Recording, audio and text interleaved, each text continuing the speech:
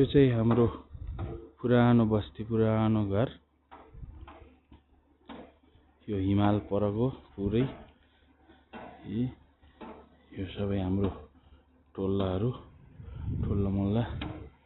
पहिला यो तल हाम्रो घर थियो, यहाँ तल, यहाँ यो हाम्रो घर भत्केको घर, त्यहाँ रोडमै थियो। यहाँ होटलहरू,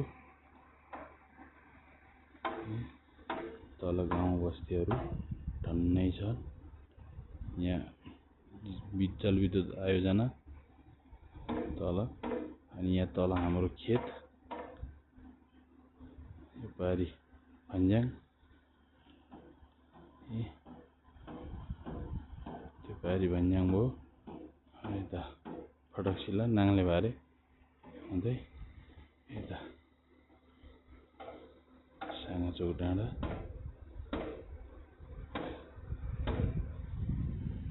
पहिला हाम्रो यो जग्गा यहाँदेखि तलतिर सबै जग्गा तल तल यो तल हो। यो घर भएको ठाउँदेखि सबै तलको रोड सबै यता तलको सब यता यो पारी त्यो रोड पिच भएको योदेखि सबै यता यो सब पर्छ। यो घरदेखि यता सबै हाम्रो जग्गा यहाँसम्मै।